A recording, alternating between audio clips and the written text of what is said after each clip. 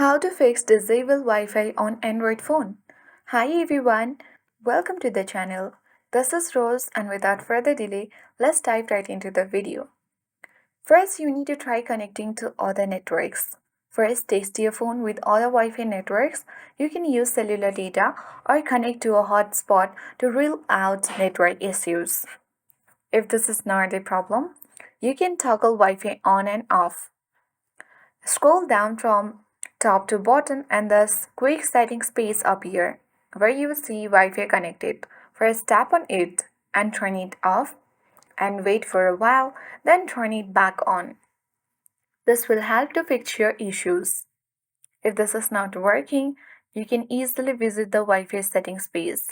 For that again, bring this quick settings page and then tap and hold Wi-Fi.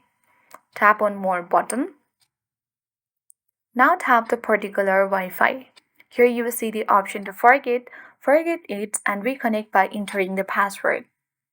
The next step you can follow is simply restart your phone. Sometimes simply restarting your phone will fix your issues. Hold the power button on your device and swipe towards restart.